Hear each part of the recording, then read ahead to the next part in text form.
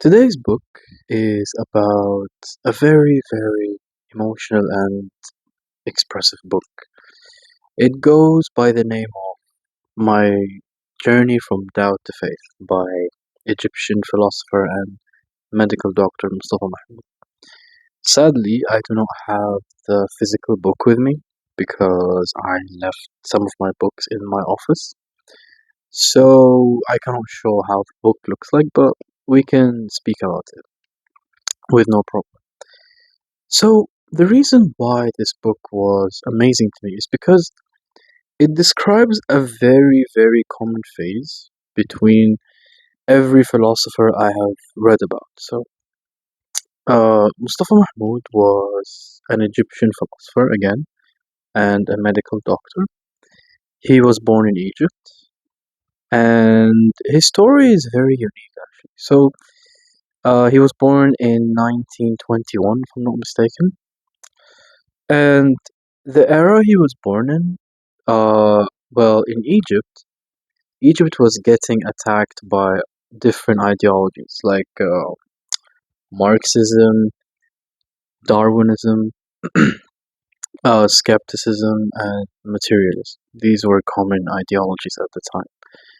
And they slowly found their way to Egyptian education. So it created so much conflict between science and faith because at the time people believed that you cannot really balance between the two. You either have to be a scientist or a religious scholar. You cannot really be in between. And Mustafa Mahmoud was noticing this cultural shift. It was coming primarily from countries such as France and England at the time.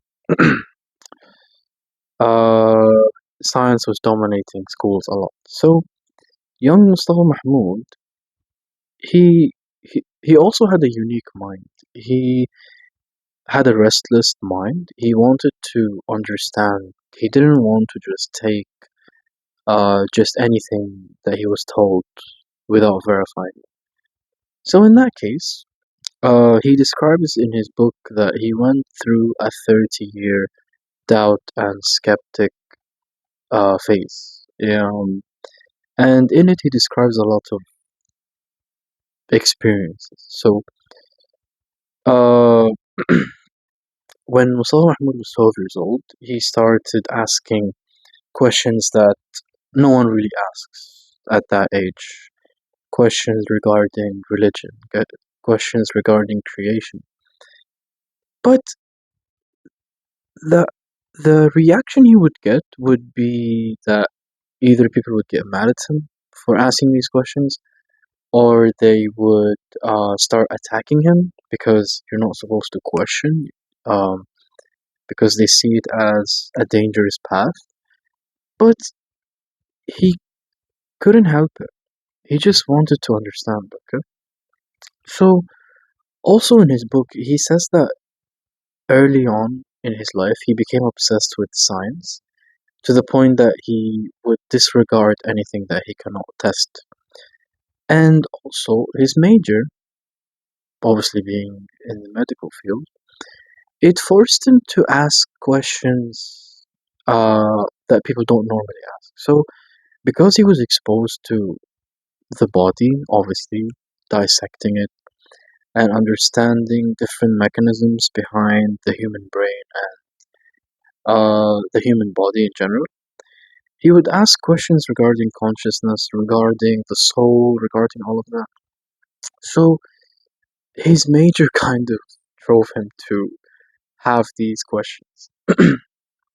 And during his 30-year uh, skeptic phase, he stumbled across upon many uh, thoughts and discoveries. So, first of all, in the book, he discusses materialism, how different scientists argue that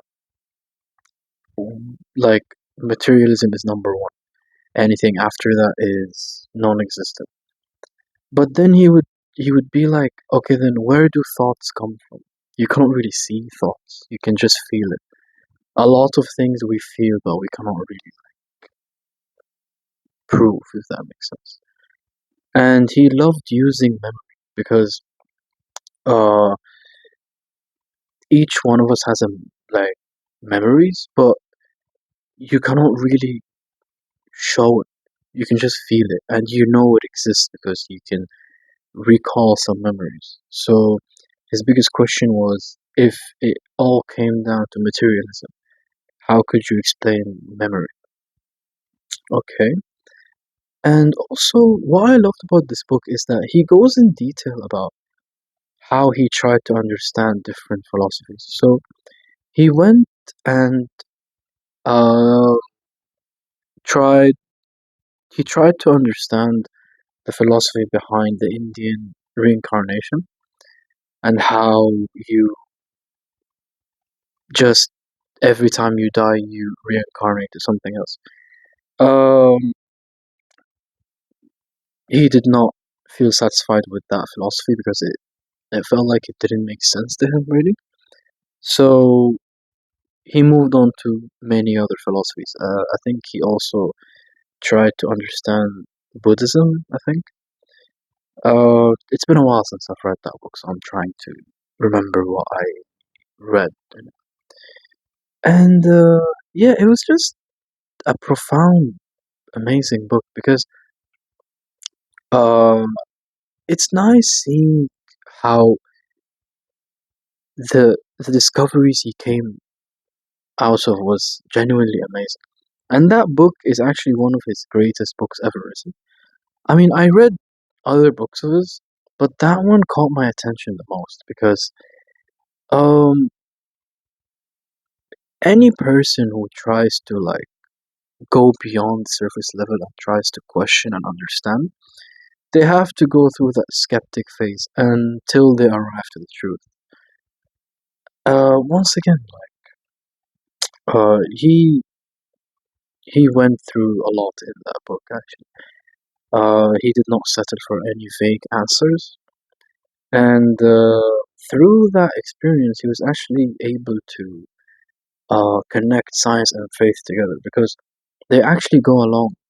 They actually they actually work together. They're not opposites to each other at all.